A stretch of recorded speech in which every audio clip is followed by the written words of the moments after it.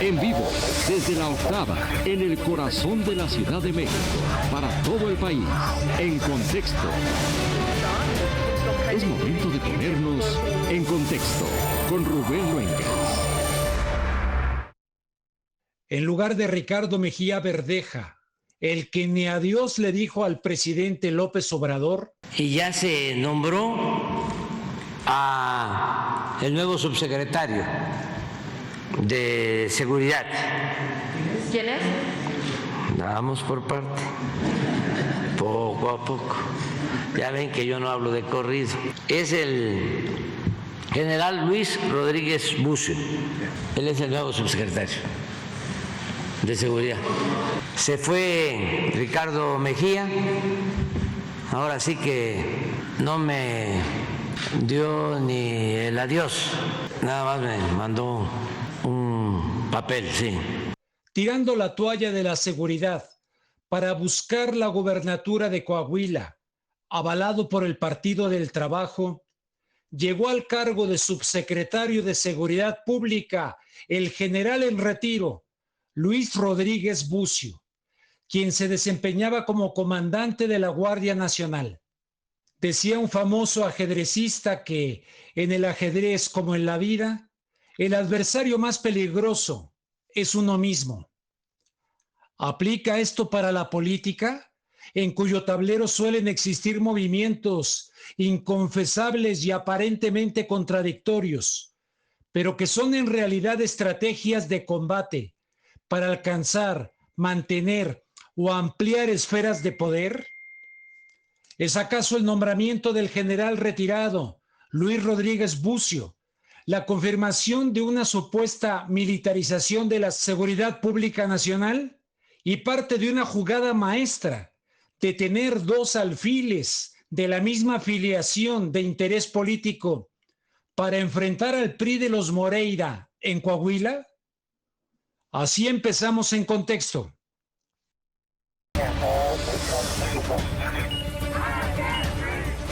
En contexto. 81.400 personas.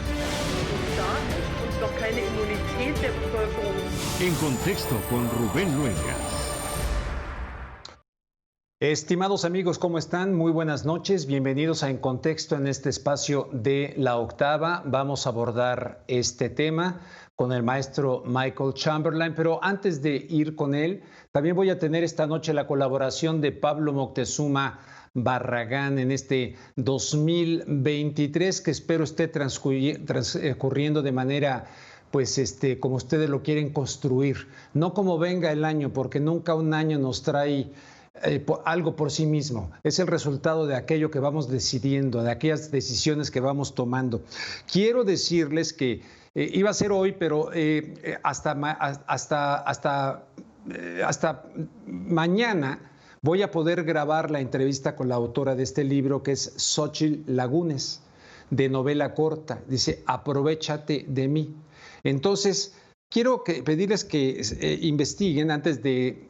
Lo voy a regalar el próximo sábado, pero la entrevista la voy a hacer hasta el día de mañana. Entonces, Xóchitl Lagunes es muy interesante porque dije Gálvez, no, ¿verdad? Xóchitl Lagunes, no vayan a coger con Gálvez. Xóchitl Lagunes, esta dice, aprovéchate de mí. Y vean acá entre la contraportada, dice, luego siento 1 millón de hormigas caminándome en el pecho y el estómago. Manuel, no te acerques tanto, porque me dan ganas de que te acerques más. Órale, se pone interesante. Bueno, ella, fíjese, estudió ingeniería agrícola. Ya le preguntaré de eso. En la UNAM, sin embargo, pues ha hecho novela corta como Ojos de Gato. En fin, les voy a preguntar el próximo viernes algo de ella y la persona que conteste correctamente en mi correo electrónico pasa a artículo 123, número 90. Esto es gracias a los libros que me manda el Fondo de Cultura Económica, gracias a que así se lo propuse alguna vez a Paco Ignacio Taibo y generosamente dijo, sí, vamos, que la gente lea. Entonces, esa es la idea. Ya vieron la introducción. No es un enroque, pero esto de Mejía Verdeja que se va, deja la seguridad, manda por un tubo la seguridad y dice, me voy a Coahuila porque me lo pide la gente. La gente me lo pide. He escuchado entrevistas que le dicen, ¿cuántas personas? ¿Qué gente se lo pidió? En fin, pero el caso está que en lugar de este hombre subsecretario de Seguridad Pública que se va por el Partido del Trabajo, y decíamos ahí, ¿no será que ahora entonces Morena, como tal, tiene en la práctica dos candidatos? Uno, Guadiana, y el otro, Mejía, Mejía Verdeja. Y en un momento dado hay como un distanciamiento, como un pleito, como si Mejía Verdeja fuera anti-AMLO y que pudiera quitarle votos al candidato del PRI. Bueno, ese es un escenario, no soy el único que digo, a ver, lo han planteado, por ejemplo, Ramón Alberto Garza, etcétera. Pero aquí el asunto que vamos a tratar hoy es que llega Luis Rodríguez Bucio, general retirado, y llega al cargo de subsecretario de Seguridad. Recordarán antes que teníamos a Alfonso Durazo como secretario de Seguridad, se fue al gobierno de Sonora. Ahora el subsecretario buscará el gobierno de Coahuila, que son de dos de las elecciones que tenemos este año. La otra, la madre de todas las elecciones le llaman, en el Estado de México. En el Estado de México, donde está el ajedrez político también por ahí. Bueno, para platicar acerca de este tema y lo que han dicho sectores también de la oposición al actual gobierno, es si esto viene a demostrar el criterio de militarización, de que López Obrador le apuesta a la militarización al poner ahora a un militar, general retirado, Luis Rodríguez Bucio, en el cargo de subsecretario de Seguridad Pública. Eso dicen unos. Hay otro punto de vista. ¿Qué dicen ustedes? Hemos invitado al maestro Michael Schaberlein. Él es consultor experto en derechos humanos para platicar del tema. Michael, me da mucho gusto saludarte y aprovecho también, ya lo hicimos fuera de cámaras, pero lo digo dentro de cámaras para felicitarte por este 2023. Muchas gracias, Rubén. Un gusto saludarte y felicidades también. Que haya muchas satisfacciones este año. Muchísimas gracias.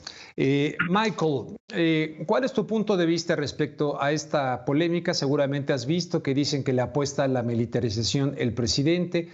Obviamente algo que se viene a reforzar con el asunto de la presencia de la Guardia Nacional en el metro.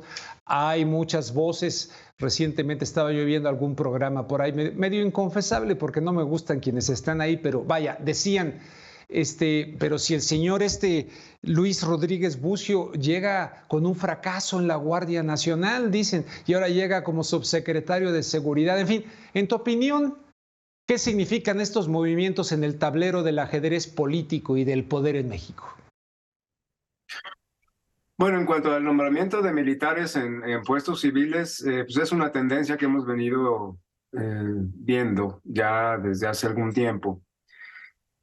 A ver, yo no diría que el nombramiento del general Bucio confirma la militarización, porque eso es algo que ya está confirmado de antemano, ¿no? Y también quiero decir, es decir, ha habido un proceso de presencia del ejército en tareas de seguridad, no de este sexenio, Rubén, esto lleva mucho tiempo atrás. Y yo creo que es importante verlo desde esa perspectiva para no casarnos con posturas de partidos, ¿no? O sea, lo hizo el PRI, lo hizo el PAN y ahora lo está haciendo Morena.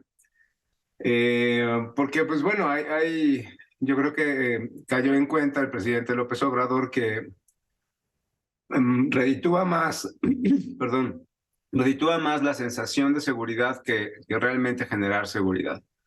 Y eso es algo que hemos constatado a lo largo de todos estos sexenios, no solamente desde Calderón. La militarización, bueno, siempre ha habido militares, pero la presencia por lo menos de militares de manera más formal en seguridad pública viene desde tiempos del presidente Zedillo, ¿no? Entonces, esta es una tendencia que se repite y se repite y se repite cada vez, digamos, el nombramiento de Bucio no es más que la constatación de este mismo proceso, ¿no? Incluso no sería desde antes de Zedillo con el Tratado de Libre Comercio, porque en principio el Tratado de Libre Comercio que entra en vigor en 1994, 1 de enero, aparentemente se trataba solamente de cuestión de libre comercio. Sin embargo, yo hablé con Robert Pastor, lo cito constantemente porque incluso mucha gente no sabe en México quién fue Robert Pastor. Y se le considera el padrino de la integración de América del Norte. Y estaba el planteamiento claramente. Robert Pastor, yerno de Robert McNamara, quien fuera secretario de la Defensa de los Estados Unidos, en fin, un proyecto para que dentro de esta integración regional de América del Norte como entidad, no solamente se tuviera la parte militar, sino económica, energética, etcétera.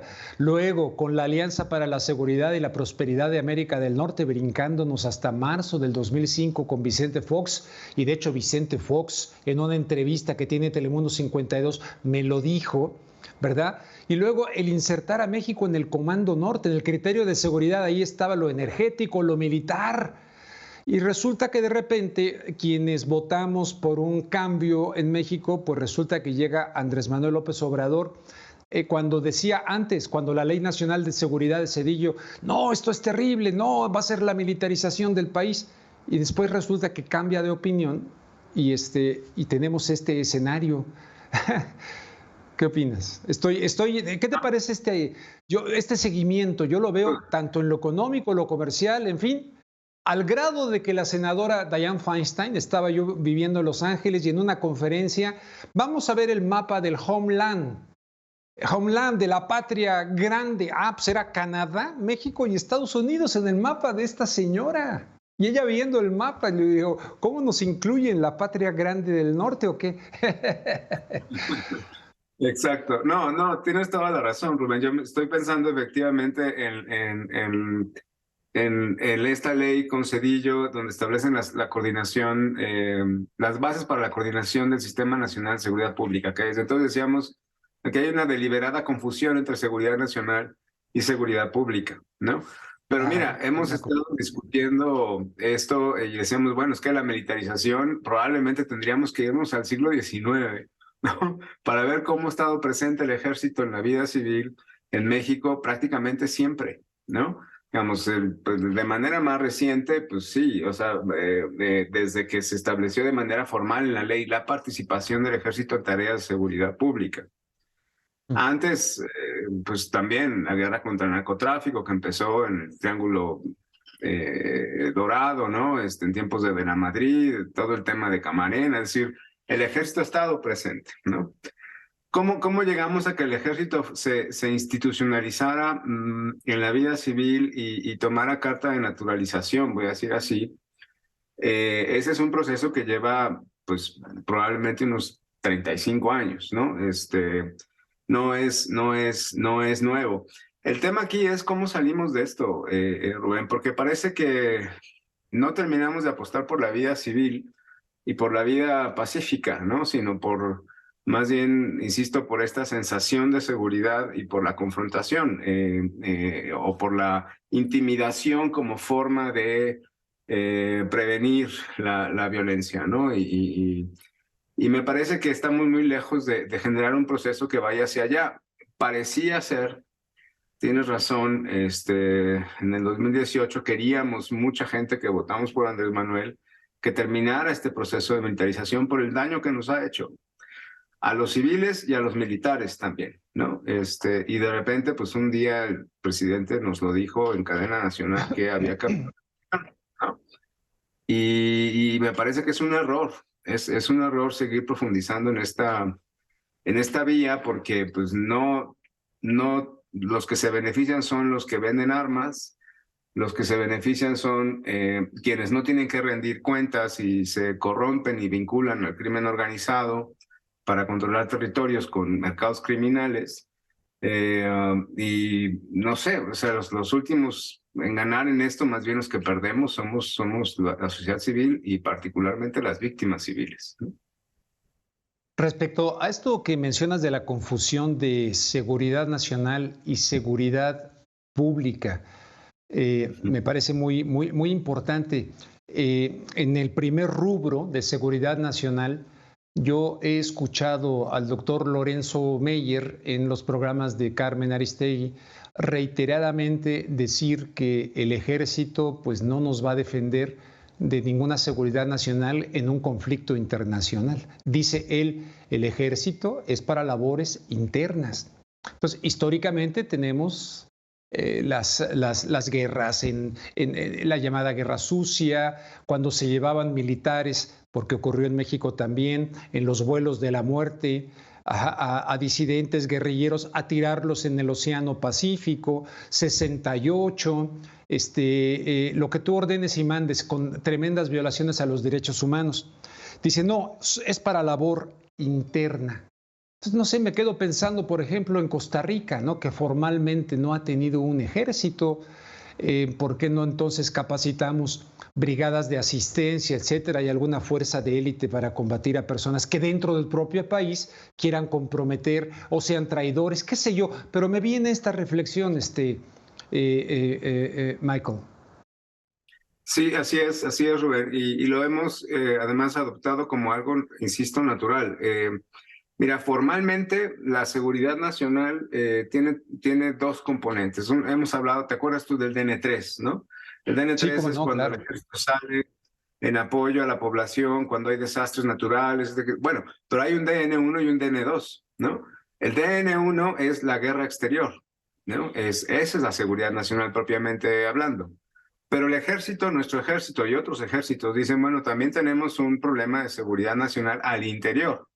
Grupos subversivos, grupos que pongan en riesgo la estabilidad del Estado y de las instituciones, y de ahí nace el DN2. El DN2 es el que menos se publicita, pero existe, está presente y actuante en todos estos ejemplos que tú pones por lo menos desde la Guerra Sucia de los años 70, la mal llamada Guerra Sucia. Tú sabes y debes estar familiarizado con todo, bueno, desde Vietnam, con toda esta discusión acerca de la contrainsurgencia y la doctrina de contrainsurgencia. Aquí en México le llaman, desde la perspectiva del DN2, le llaman guerra irregular. Y la guerra irregular o la doctrina de contrainsurgencia que se adopta con esta guerra irregular no tiene más propósito que controlar a la población. Es un control poblacional por medio de la intimidación. Recordarás tú que en Estados Unidos el lema era ganar las mentes y los corazones, ¿no? Eso, exacto, por ejemplo, se utiliza aquí, se utilizó en Chiapas, por ejemplo, en el conflicto armado, pero eso de ganar la mente y los corazones es buscar que se desistieran de ser parte de los opositores, del grupo insurgente en este caso. Y eso se hace a partir de la intimidación. No hay de otra, Rubén, de la vigilancia, de la intimidación, de la presencia armada. Y esta lógica de DN2, control poblacional, guerra irregular, es lo que viene a montarse ahora en las labores de seguridad pública que realiza el ejército en el país. Por eso no nos extraña, por ejemplo, que veamos que si un coche no se detiene en un retén, pues terminen disparándole para matar al chofer, es decir, como una forma de guerra, o sea, es muy lejos de un policía de tránsito, voy a decir, ¿no? O las quejas que hay sobre violencia sexual en las detenciones de mujeres por parte de la Guardia Nacional, las migrantes, que ha sido una constante, ¿no? Es la manera de operar. Y eso está muy lejos de una policía que debería estar mucho más encaminada hacia cuidar, generar condiciones de convivencia entre la población, ¿no? Esta tendencia, mira, que además llegó Lula, llegó Petro y dijeron, esa tendencia que es regional, nosotros la vamos a revertir, o por lo menos ese es el propósito declarado de Lula y de Petro cuando ganaron respectivamente las elecciones, ¿no? Esta última parte no la comprendí muy bien. O sea, cuando gana Lula y cuando gana Petro en Colombia, ¿buscan revertir qué, perdón? La militarización. O sea, los dos declaran... Sí. A ver, es que también, Rubén, es una tendencia regional, no solamente pasa en México, sí. Es algo que se puede ver en Colombia, se puede ver en Brasil, evidentemente es un proceso en el que está envuelto Venezuela, Nicaragua está en ese mismo sentido, ¿no? Muy probablemente El Salvador con lo último que está haciendo Bukele, etcétera.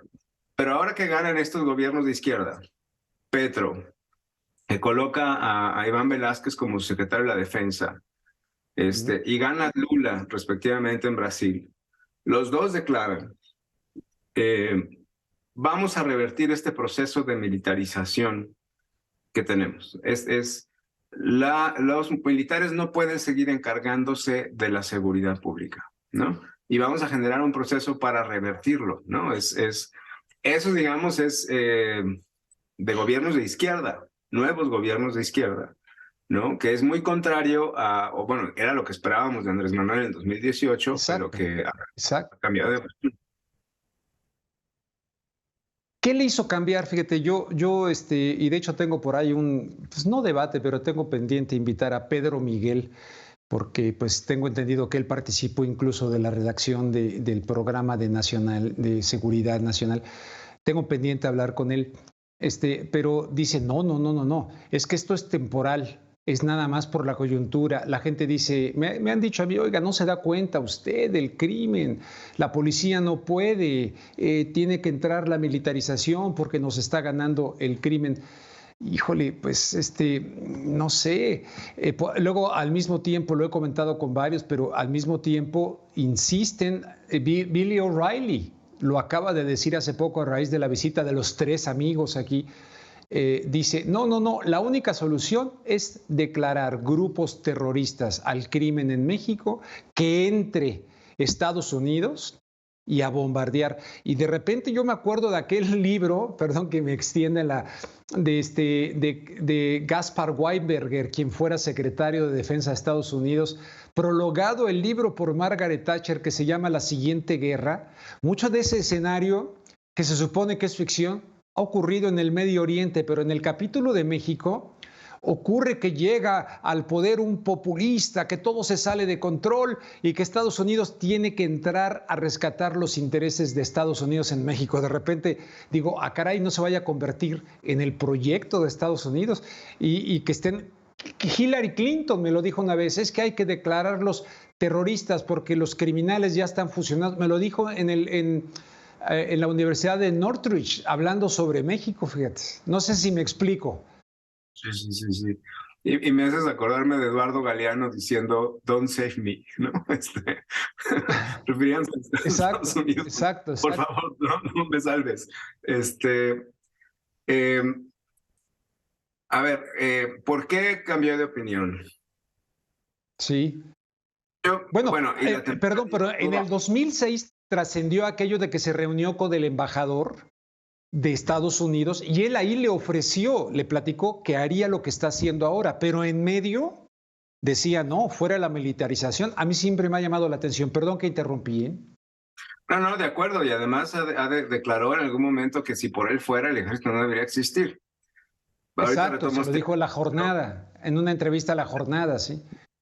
Esta excusa de la temporalidad la ha dicho cada presidente que ha llegado desde Zedillo, ¿no? Cuando hacen esta Ley Nacional de Coordinación del Sistema de Seguridad Pública, dicen, bueno, pero la participación es temporal y la Comisión Interamericana desde entonces le dijo al gobierno mexicano, al Estado mexicano, no se debe militarizar, no es lo correcto, y la excusa ha sido, es temporal.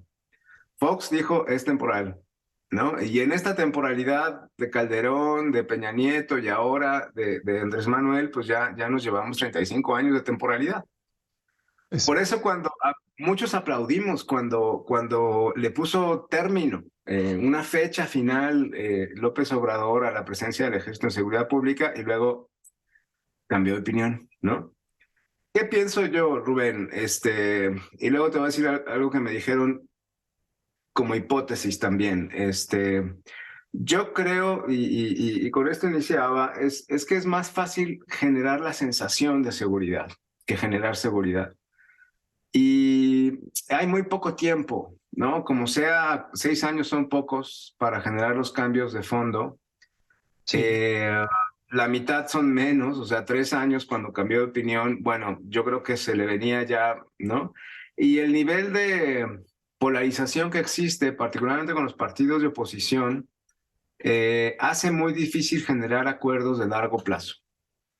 Y entonces, para todos los políticos, y esto sucede en todos los partidos, lo más sencillo es qué me genera más quedar bien de manera más rápida, ¿no? Sí, aunque no resuelva el fondo, y es esta sensación, en este caso, es de seguridad. Eso creo yo, ¿no? Pensando más en favorecer el voto en el 24 para la continuidad del proyecto de la 4T, que por lo menos la gente esté tranquila y cómoda para llegar a ese momento, ya luego vemos, ¿no? Esa es la sensación que yo tengo. Alguien más dijo, y a ver qué piensas tú de esto. En esta idea que tiene Andrés Manuel de desaparecer al ejército, lo que está haciendo es diluirlo en tareas que no le tocan.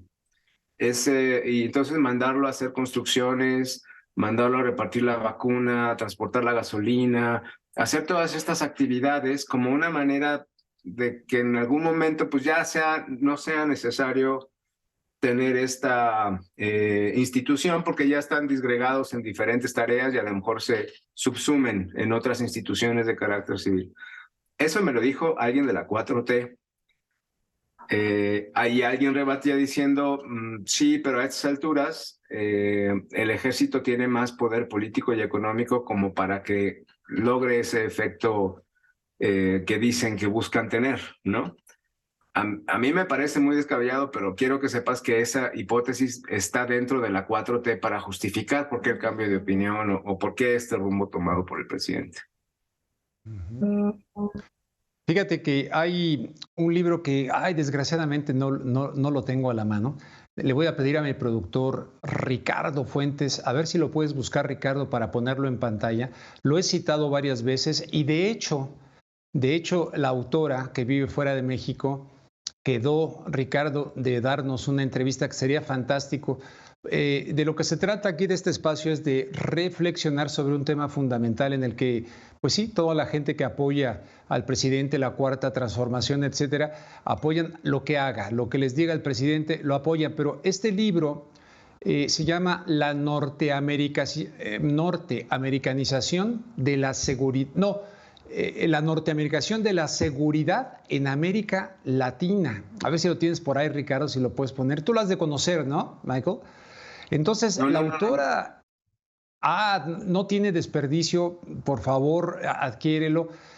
Una investigación tremenda y es la norteamericanización de la seguridad en América Latina. Por eso me llama tanto la atención lo que dices de Colombia y de Lula, porque además el presidente López Obrador dice que ya habló con Lula, ya habló con él, para una integración de toda América con Estados Unidos y Canadá al estilo de la Unión Europea, que evidentemente si fuéramos, ahí míralo, ahí lo tienes, ahí está en pantalla, es María José Rodríguez Rejas. Yo tengo ese libro, lo subrayo y vincula lo que te estoy diciendo, la parte comercial, la parte de la integración, pero evidentemente para extenderlo a toda América, cosa que, vaya, sin echarle agua bendita al señor Chávez ni a Néstor Kirchner, etcétera.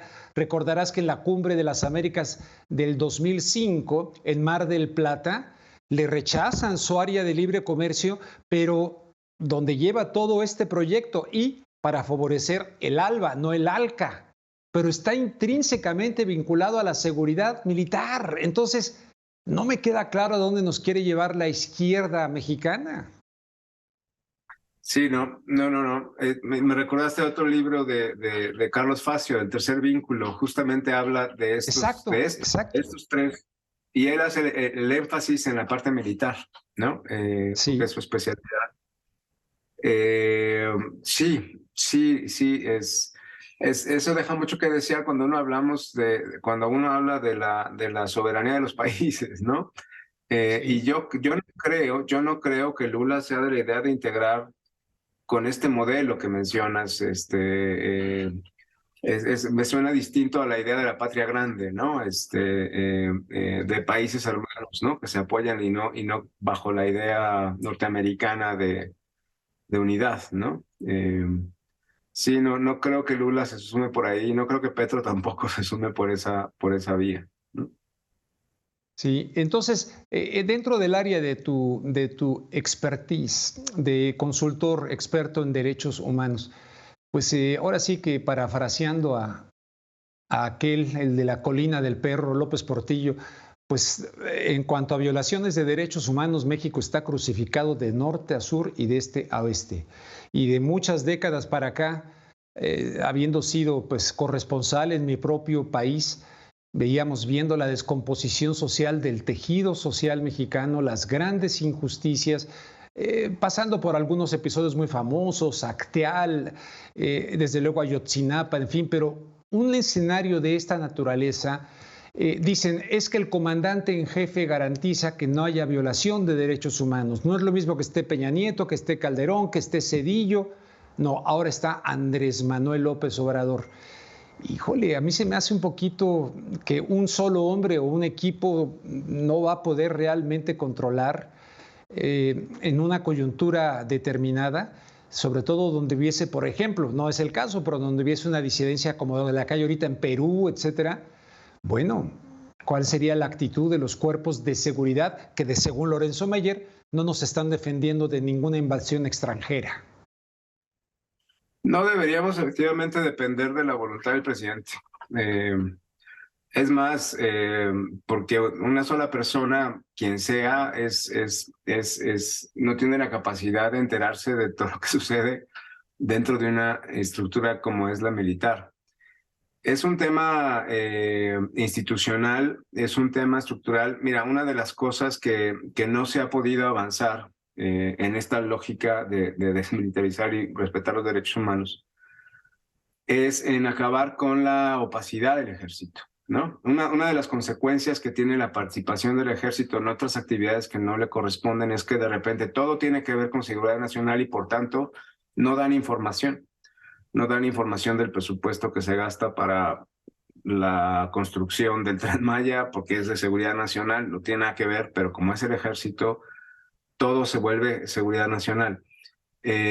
O no dan respuesta acerca de los archivos de los desaparecidos en los 70s y 80s en el campo militar número 1 por las mismas razones, ¿no? Un problema del ejército es la opacidad y el otro problema grave es la impunidad y la falta de rendición de cuentas. Y eso, bueno, hasta cierto punto, la opacidad sí tiene que ver con mantener una estructura, pero una estructura que fue creada para un enemigo externo. Es decir, el ejército no está hecho para obedecer la ley, el ejército está hecho para obedecer órdenes, punto. Y si la orden es abatir, van a abatir. Si la orden es disparar, van a disparar. Y si la orden es desaparecer, van a desaparecer. Porque tienen la garantía, o eso se supone, ¿no? Sobre todo los de menor rango, en que en tanto que obedecen van a ser protegidos por sus superiores, ¿no? Entonces no nos conviene a nadie en una vida democrática y civil tener una institución que obedece a su superior antes que a la ley. Y eso debería preocuparnos mucho, ¿no? Entonces, hay un problema estructural que no terminamos de atender. El presidente López Obrador decidió no entrarle al tema de justicia, no entrarle al tema de la corrupción, por más que diga que ya no hay corrupción. Existen las estructuras que corrompen y están corrompidas y persisten y en muchos casos están fortalecidas porque no se atacaron, no se desmantelaron, ahí están, como están los grupos criminales, coludidos con muchos políticos de todos los partidos y persisten y están fortalecidos porque nunca se atacaron, no quisimos juzgar a los presidentes. Entonces, bueno, por esta vía que sería, digamos, la vía democrática de fortalecer la justicia como un modo también de prevenir que sigan sucediendo estos actos, además de desmilitarizar, acabar con la corrupción, preferimos la sensación de la seguridad. Entonces mejor mandamos a la Guardia Nacional al metro o los metemos a labores que no les corresponden, ¿no?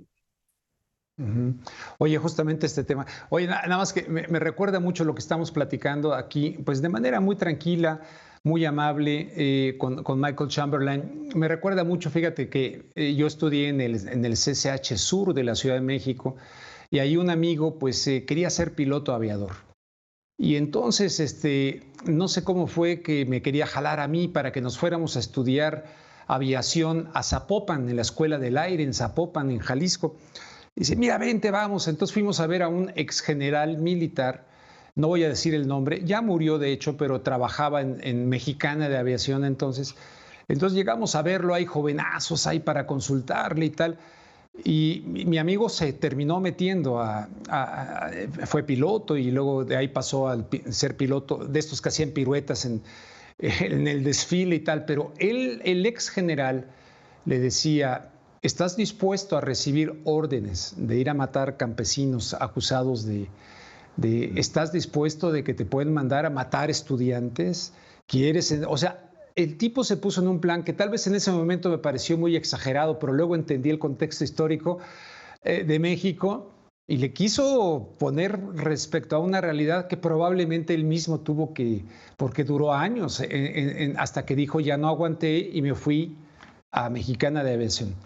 Pero me recuerda esa anécdota, ¿no? Que iría más en la tesis de Lorenzo, del enemigo interno, que del enemigo externo. Oye, lo del metro, si quieres comentar algo de mí, es una memoria que comparto con la audiencia, contigo, pero esto del metro, no sé, como que qué fuerte, ¿no? Tenernos que acostumbrar a verlos por todos lados ahora, ¿no? Poco a poco.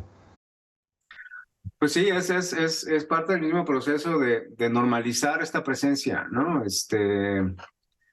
A mí me parece que, digo, si realmente hay un sabotaje en el metro, me parece que tiene que investigarse, evidentemente. Me parece que además es una red que tiene muchas cámaras, que tiene mucha vigilancia, y la Ciudad de México es la ciudad que más policías tiene. Entonces, un poco, sí, no me checa, ¿no? Que sea la solución meter 6,000 miembros de la Guardia Nacional que son militares, aunque estén desarmados, no importa, o sea, no sé si responda al problema, ¿no? Ya lo veremos, pero yo creo que es un proceso de ir normalizando, ¿no? Tengo que decir además, Rubén, hay mucha molestia en muchas partes de la Ciudad de México por estas decisiones que está tomando Claudia Sheinbaum en torno a la Guardia Nacional, creando también nuevos cuarteles en diferentes partes de la ciudad. Escuchaba el otro día una señora de Xochimilco diciendo, están rellenando para construir el cuartel, y nos privaron de un vivero para poner el cuartel de la Guardia Nacional sin haber preguntado a la población, que además es población que se reconoce originaria, y entonces reclamaban sus derechos a la consulta, sobre todo cuando se trata de presencia militar, ¿no? Entonces, no me parece que sea la mejor decisión. Sigo pensando que son decisiones que se toman por esta apariencia de seguridad, evidentemente por continuar, no contravenir la idea del presidente.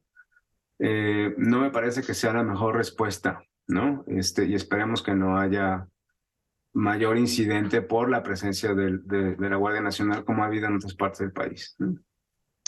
Pues para terminar, Michael, a mí me entusiasmaba mucho en la candidatura de Andrés Manuel López Obrador aquel discurso de atacar el problema de la seguridad en sus causas, porque de lo contrario se puede llegar a contener, administrar o reprimir al crimen, a los violentos o como se le llame. Yo entendía entonces que efectivamente eso implicaba un cambio incluso mediático de los contenidos de los medios de comunicación, de involucrar seriamente a la sociedad en su conjunto, el proceso educativo al estilo Paulo Freire, gran pedagogo brasileño, autor de Educación como práctica de la libertad, pedagogía del oprimido, en fin, implicaba un cambio radical. Pero aún así es algo que tendría que tardar mucho, pero los medios de comunicación pues están llenos de violencia, llenos de cosas que desgraciadamente llegan al cerebro humano, al espíritu humano, no exaltando los valores superiores, culturales, en fin. Entonces, quedan lo que le quede a este gobierno, teniendo en cuenta que ya pues electoral, y en el próximo año estamos metidos ya en la sucesión absoluta del 2024. ¿Dónde quedó eso de atacar el problema de fondo, ofrecer verdaderamente oportunidades de empleo, donde la gente se sienta feliz? El Tratado de Libre Comercio, yo recuerdo, no, los trabajos se van a quedar aquí en México, ahora retoman aquello para que en México puedan darse los trabajos de estos tratados de libre comercio, pero a fin de cuentas veo que no cambiamos sustancialmente, en mi opinión. La gente se enoja mucho conmigo, pero al menos no soy hipócrita y digo lo que pienso. Y yo coincido contigo. Yo agregaría, Rubén, tampoco está pasando en la oposición, ¿no? O sea, el polarizado es de todos lados, es de todos contra todos, ¿no? Y eso nos está haciendo mucho daño porque es imposible escuchar un punto de vista distinto que a lo mejor podríamos aprender de él, ¿no? Entonces es la guerra de quién tiene razón, ¿no? Y a estas alturas yo creo que la razón tenemos que construirla entre todos. Yo habría esperado hacer un cambio de los grupos de poder en este país y esos siguen intocados. Lo vemos muy claramente con la presencia del crimen organizado, que está tan vinculado a muchos sectores de la política y de la economía en este país, y esos no son los mismos, siguen igual, si no es que más fuertes. Y ahora tenemos la desventaja de esta confrontación.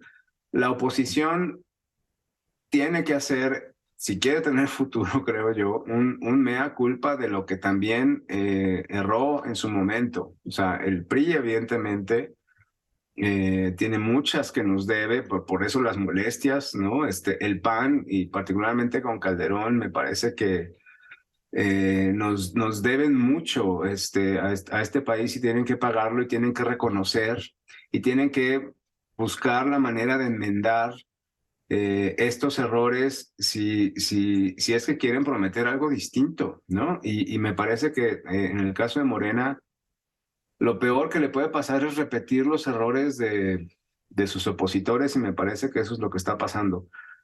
En este cierre de sexenio, el escenario de confrontación no nos ayuda. Creo que nos divide más, nos deja con menos posibilidades y ahora sí, Rubén, con menos esperanzas de qué hacer después del 24, ¿no? Totalmente de acuerdo contigo, y hemos perdido esa capacidad de comunicación, de tolerancia al que piensa distinto, se descalifica inmediatamente y es un ambiente que no ayuda, ciertamente no ayuda. Y en términos de los partidos, pues como decía un amigo camarógrafo, con el que fui varias veces, por ejemplo, a Chiapas, y con el que hice aquella entrevista que le hice al entonces subcomandante Marcos, este camarógrafo, Ricardo Flores, a quien le mando un fuerte abrazo, me decía, lo importante no es cambiar de collar, sino dejar de ser perro.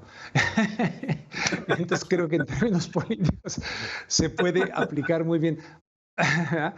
Mi querido Michael, no sé si quieras agregar algo. Muchísimas gracias. No, muchas gracias a ti, Rubén, en verdad, por la entrevista, por esta plática tan amable, y espero de veras un buen año 2023. Exactamente, y para nuestro querido México, y para los inmigrantes, y para todos los que aspiramos, pues, a lo que se debe aspirar, ¿no? Tratar de ser felices, de vivir en paz, de gozar la vida, de trabajar, de tener trabajo para llevar el alimento a la casa, en fin. Te agradezco mucho y espero verte pronto, que nos conozcamos en persona. Esperemos que sí, Rubén, un abrazo.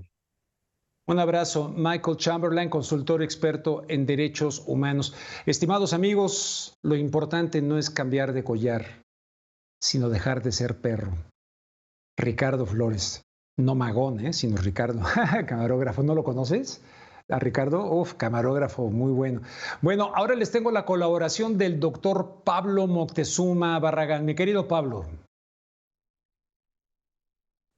Rubén, amable audiencia, este año 2023, en el centenario de Francisco Villa, recordamos su lucha. Él levantó el mayor y más importante ejército revolucionario en toda América Latina de la primera mitad del siglo XX, y sabía cómo defender a México y a los intereses populares. Villa fue clave en la derrota del dictador Díaz. Su triunfo junto con Orozco en la batalla del 10 de mayo en Ciudad Juárez fue decisiva para la victoria de la revolución. En el sur, Zapata tomaba Cuernavaca. Ambos dieron jaque mate al rey.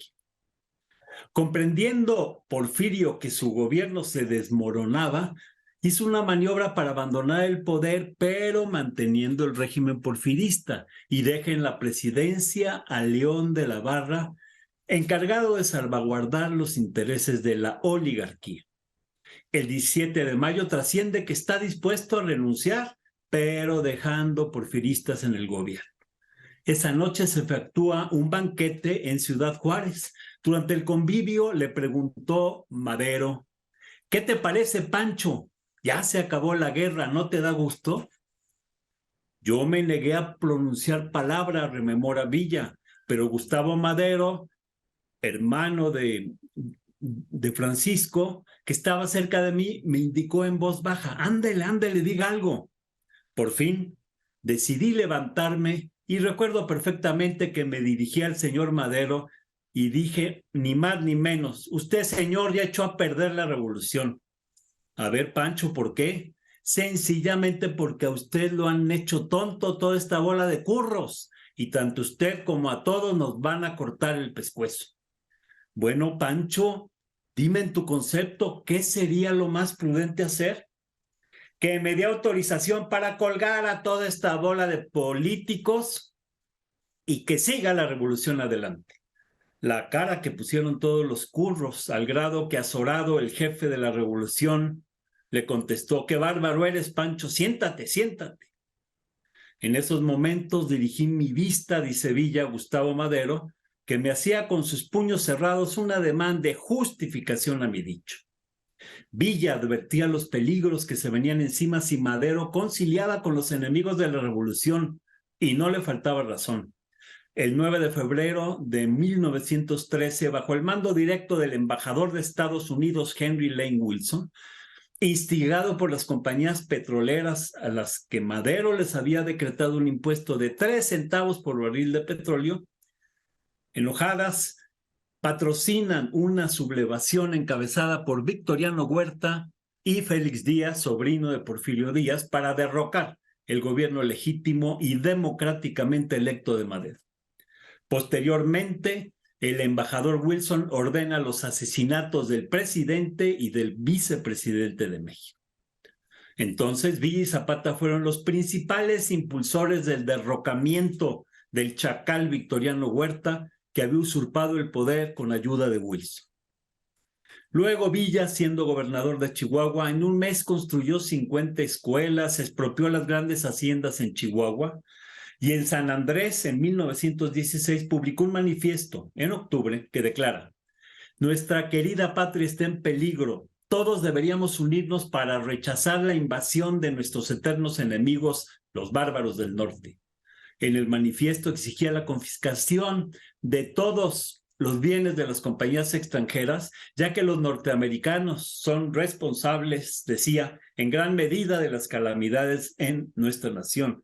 Por lo tanto, han perdido el derecho a poseer bienes inmuebles. México para los mexicanos, y exigía la nacionalización de las minas y vías ferroviarias y cerrar la frontera para promover la manufactura nacional. Además, propone la abolición de la deuda pública. Un programa antiimperialista y por la independencia de nuestro México. En diciembre de 1915, Villa le propuso a los carrancistas de Camargo que él renunciaría al mando de sus tropas a cambio de una alianza contra los yanquis, que son el enemigo natural, los verdaderos enemigos de México, decía. Estaban recientes en la mente de Villa los recuerdos de la invasión de 1906 por parte de 275 Rangers que mandaron de Arizona en defensa del estadounidense Mr. Green, patrón de la mina de cobre de Cananea, Sonora. Los soldados yanquis masacraron a decenas de trabajadores huelguistas y a familiares suyos. En 1914, tropas estadounidenses invadieron Veracruz, ocupando durante un año el puerto. De modo que Villa tenía perfecta razón en alertar y proponer medidas contra el gigante del norte. Rubén, seguiremos luego con este tema. Muy buenas noches. Excelente, Pablo. Te mando fuerte abrazo de 2023 para ti y toda la familia. Estimados amigos, les recuerdo que el próximo viernes voy a regalar este libro, la entrevista con la autora, que es Xóchitl Lagunes. La voy a grabar el día de mañana, la paso el próximo viernes y regalo este libro para las personas que estén interesadas en la lectura de novela corta. Me despido con una frase de Eduardo Galeano, el autor de Las Venas Abiertas de América Latina, libro que Chávez le regaló alguna vez a Obama. ¿Lo habrá leído Obama? Pues vaya usted a saber. Bueno, los militantes que matan para castigar la discrepancia son tan criminales como los militares que matan para perpetuar la injusticia. Eduardo Galeano. Con esa frase nos despedimos este sábado en este espacio en contexto de la octava, y si ustedes así lo desean, les espero el próximo sábado, 8:30 de la noche, y desde luego a través de lo que se va acumulando en las vistas digitales de este canal de YouTube de la octava. Gracias, que tengan un excelente fin de semana. Buenas noches.